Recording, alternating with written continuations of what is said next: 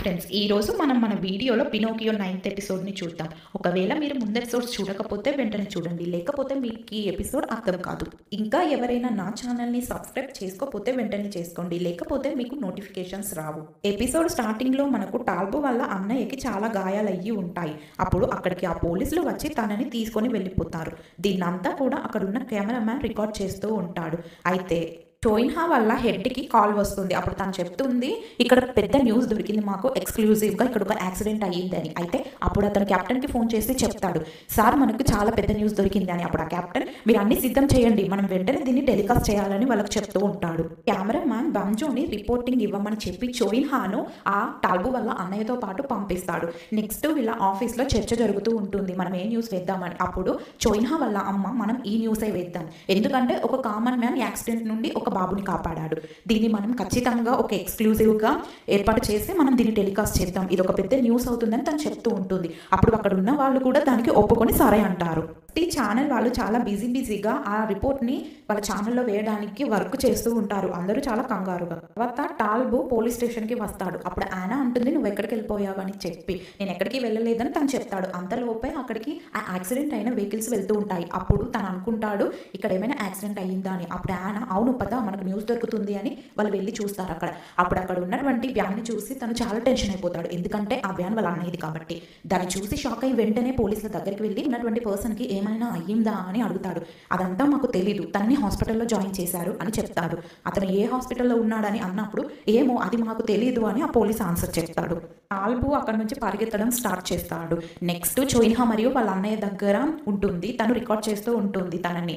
వాళ్ళ అన్నయ్య సడన్ గా లేచి హామియో హామియో అని అంటాడు. అప్పుడు టోయిన్హా అనుకుంటుంది, హామియో ఎవరు అని. నెక్స్ట్ ఆనా వాళ్ళ హెడ్ కి కాల్ చేసి చెప్తుంది, ఇక్కడ ఒక యాక్సిడెంట్ అయ్యింది అని. అప్పుడు వాళ్ళ హెడ్, ఏమైనా ఇంకా ఇన్ఫర్మేషన్ ఉందా అని అడిగినప్పుడు లేదని చెప్తుంది. తను చాలా తిడతాడు, అప్పుడు త్వరగా తెలుసుకో అని చెప్పి. నెక్స్ట్ వీళ్ళ ఛానల్లో న్యూస్ టెలికాస్ట్ అవ్వటం చూసి వీళ్ళందరూ అలాగే షాక్ అయిపోతారు. ఇంకా వీడియోతో సహా అందులో రావటంతో అసలు వీళ్ళకి ఇదెలా దొరికింది, అసలు ఆ టైంకి వీళ్ళు అక్కడేం చేస్తున్నారు అని అందరూ చాలా షాక్ అయిపోతారు. ఆ టైంలో టీవీలో బంజో రావటం చూసి వాళ్ళ అమ్మ చాలా సంతోషపడుతూ చూస్తుంది, నా కొడుకు రిపోర్టింగ్ చేస్తున్నాడు, నా కొడుకు టీవీలో కనిపిస్తున్నాడు అని చెప్పి. నెక్స్ట్ టాల్బో పాపం వాళ్ళ అన్నయ్య కోసం చాలా హాస్పిటల్స్ అన్ని తిరుగుతూ ఉంటాడు, కానీ ఎక్కడ కూడా వాళ్ళ అన్నయ్య యొక్క ఆచూకీ అనేది దొరకదు. అలా వెళ్తున్నప్పుడు న్యూస్ ఛానల్లో ఆ యాక్సిడెంట్ గురించి వస్తుంది. దాన్ని చూసి టాల్బో అక్కడే నిలబడి ఉంటాడు. నెక్స్ట్ టాల్బో వల్ల అన్నయ్య చేర్పించినటువంటి హాస్పిటల్లో టోయిన్హా వెయిట్ చేస్తూ ఉంటుంది. అప్పుడు అక్కడికి ఆ కెమెరామ్యాన్ వచ్చి, తనకేమైనా మెలకు వచ్చిందా, మనం తనని ఇంటర్వ్యూ చేద్దామని అంటూ ఉంటాడు. అప్పుడు టోయిన్హా, నేను తన కోసమే వెయిట్ చేస్తున్నాను, ఇంటర్వ్యూ చేద్దామని చెప్పినప్పుడు అక్కడికి ఒక నర్స్ వస్తుంది. తను చెప్తుంది కదా, తను ఇప్పుడే డిశ్చార్జ్ అయ్యి వెళ్ళిపోతూ ఉన్నాడని. అప్పుడు వాళ్ళు ముగ్గురు చాలా కంగారుగా అక్కడ నుంచి పరిగెత్తడం స్టార్ట్ చేస్తారు.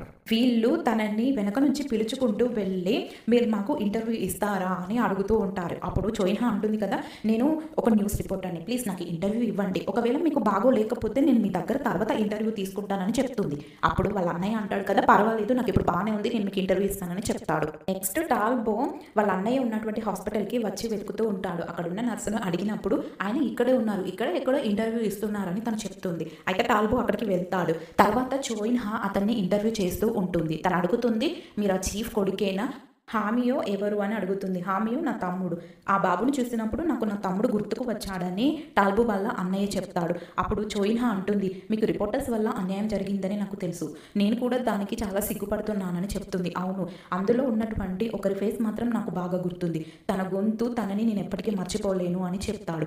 అప్పుడు టోయిన్హా, తను ఎవరో నాకు చెప్పగలరా అని అడుగుతుంది. తను చెప్పబోతున్నప్పుడు వీళ్ళిద్దరూ కలిసి తనకి అడ్డుపడతాడు, టాల్బో మరియు కెమెరామ్యాన్ ఇద్దరు కూడా. అప్పుడు టాల్బో తనను అక్కడ నుంచి తీసుకొని వెళ్ళిపోతాడు, మాకు కొంచెం పని ఉందని చెప్పి ఆ కెమెరామ్యాన్కి. టాల్బో టోయిన్హాను బయటికి తీసుకొని వెళ్ళి, నువ్వు ఆ వ్యక్తిని నేను నమ్మకు, అతనికి రిపోర్టర్స్ అంటే ఇష్టం లేదు, అతను రిపోర్టర్స్ కనిపిస్తేనే ఊరుకోడు, నువ్వు అతనితో ఇంటర్వ్యూ చేయడం అసలు మంచిది కాదని చెప్తూ ఉంటాడు. అప్పుడు టోయిన్హా, లేదు పాపం తను ఒక ప్రాణాన్ని కాపాడాడు, వాళ్ళ నాన్నకు జరిగినటువంటి అన్యాయానికి, వాళ్ళ కుటుంబంకి జరిగిన అన్యాయం వల్లే తను అలా అయ్యాడు అని తనకు చెప్తుంది. నువ్వు నా మాట విను ప్లీజ్, నాకు చెప్పకుండా అతన్ని నువ్వు కలవకూడదు అని తనకు చెప్తాడు. అప్పుడు తను కూడా సరే, నేను నీకు చెప్పకుండా తనని కలవను అని తనకి ధైర్యం చెప్తుంది. నెక్స్ట్ టాల్బో వాళ్ళ అన్నయ్య ఆ కెమెరామ్యాన్కి షేక్ హ్యాండ్ ఇస్తూ ఉంటాడు. తను అంటాడు, ఆ రోజు మీరే కదా నన్ను ఇంటర్వ్యూ చేసినప్పుడు వీడియో తీస్తున్నారు, మీరు ఇంకా ఆ వీడియోను ఎందుకు టెలికాస్ట్ చేయలేదు అని అడుగుతూ ఉంటాడు. నెక్స్ట్ తను అంటాడు కదా, చావోకుకి బుద్ధి చెప్పేటువంటి అవకాశం నాకు వచ్చిందని చెప్తాడు. తర్వాత వీళ్ళిద్దరూ ఉన్నప్పుడు అక్కడికి వాళ్ళ అమ్మ వస్తుంది. తను లిఫ్ట్లో వెళ్తున్నప్పుడు తన కూతురుతో చెప్తుంది కదా, మీరిద్దరు చాలా మంచి పని చేశారు ఆ న్యూస్ సంపాదించి అని చెప్తూ ఉంటుంది. తను మెచ్చుకోవడం చూసి పాపం చోయిన్హా చాలా సంతోషపడుతూ ఉంటుంది. నీకు ఈ చెప్పులు సరిగ్గా సరిపోయాయా అని వాళ్ళ అమ్మ అడుగుతుంది. అప్పుడు చోయిన్హాకి తెలియదు కదా అవి వాళ్ళ అమ్మ ఇచ్చిందని ఇంకా చాలా సంతోషపడుతూ ఉంటుంది బంజోతో. మా అమ్మ నాకు ఇవి కొనిచ్చింది అని చెప్పి. నెక్స్ట్ ఈ ఛానల్ వాళ్ళు మీటింగ్ ఏర్పాటు చేసుకుంటూ ఉంటాడు. ఆ న్యూస్ వల్ల మన ఛానల్ చాలా బాగా ఫామ్లోకి వచ్చిందని చెప్పి. అప్పుడు చోయిన్హా వాళ్ళ అమ్మ అంటుంది కదా, నేను ఆ పర్సన్ని ఇంటర్వ్యూ చేయాలని అనుకుంటున్నాను, ఎందుకంటే అతన్ని ఇంటర్వ్యూ చేయడం ద్వారా ఇంకా మంచిగా మన ఛానల్ అనేది పాపులర్ అవుతుంది అని చెప్పి వాళ్ళందరికీ ఐడియాస్ ఇస్తూ ఉంటుంది. తర్వాత టాల్బో వాళ్ళ అన్నయ్య బయటికి వెళ్తూ ఉన్నప్పుడు అక్కడ ఉండేటువంటి జనాలందరూ కూడా తన చుట్టూ చేరి తనతో ఫొటోస్ తీసుకుంటూ ఉంటారు. ఎందుకంటే తను చేసినటువంటి పని ప్రతి ఒక్కరు చూశారు కనుక, తను చేసినటువంటి ఆ పనికి ప్రతి ఒక్కరు తనకు ఫ్యాన్స్ అయిపోతారు. సో తనను ఒక హీరోలా చూస్తూ ఉంటారు వాళ్ళందరూ. చోయిన్హా వాళ్ళ అమ్మ దగ్గరికి బంజో వెళ్ళి ఈ విధంగా చెప్తాడు, ఇది మీ ఫోనే తీసుకోండి, ఇన్ని రోజులు ఈ ఫోన్ని నేనే యూజ్ చేశాను. సో మీ కూతురు తన అమ్మకే మెసేజెస్ చేస్తుంది అనుకొని ఇన్ని సంవత్సరాలు ఈ ఫోన్కే మెసేజెస్ చేస్తూ ఉంది. నేను ఆ మెసేజెస్ అన్ని చదివాను, ఒక్కసారి మీరు వీటిని చదవండి, తనకి నీ మీద ఉన్నటువంటి ప్రేమ మీకే అర్థమవుతుంది, మీరు కొంచెం కూడా తనని పట్టించుకోవడం కూడా పట్టించుకోరు, ఒక్కసారి వీటిని చదవండి అని చెప్తాడు. అప్పుడు వాళ్ళ అమ్మ ఒక దగ్గర కూర్చొని ఆ మెసేజెస్ అన్నిటిని చదువుతుంది. పాపం 13 సంవత్సరాల నుంచి తను రోజు పంపినటువంటి ఆ మెసేజెస్ చూడడం ద్వారా తను కూడా కొంచెం ఫీల్ అవుతుంది. నెక్స్ట్ ఛానల్ రేటింగ్ అన్నింటిలో కూడా చోయిన్హా వాళ్ళ అమ్మ ఛానలే ఫస్ట్లో ఉంటుంది. దీన్ని చూసి అక్కడ ఉన్నటువంటి కెప్టెన్ చాలా ప్రౌడ్గా ఫీల్ అయిపోతాడు, మా ఛానలే ఫస్ట్ వచ్చిందని చెప్పి. తర్వాత ఈ కెమెరామ్యాన్ చోయిన్హా వాళ్ళ అమ్మ దగ్గరికి వచ్చి చెప్తూ ఉంటాడు, తను మీ మీద చాలా పగతో ఉన్నాడు, ఆ రోజు మీరు ఆ పని చేయకుండా ఉండాల్సింది, ఆ రోజు నుంచి తను మీ మీద పగతో ఉన్నాడు, తను ఖచ్చితంగా మిమ్మల్ని చంపేస్తాడు అని చెప్తాడు. అయితే చోయిన్హా వాళ్ళ అమ్మ మాత్రం ఏం భయపడకుండా రానివ్వండి, నేను దాన్ని కూడా వీడియో తీస్తానని చెప్తూ ఉంటుంది చాలా ఎగతాళిగా. టాల్బో వాళ్ళ నాన్నగారి అస్థికలు భద్రపరిచినటువంటి ఒక బాక్స్ దగ్గరికి వెళ్ళి వాళ్ళ ఫ్యామిలీని తలుచుకుంటూ బాధపడుతూ ఉంటాడు పూలు అతికించి.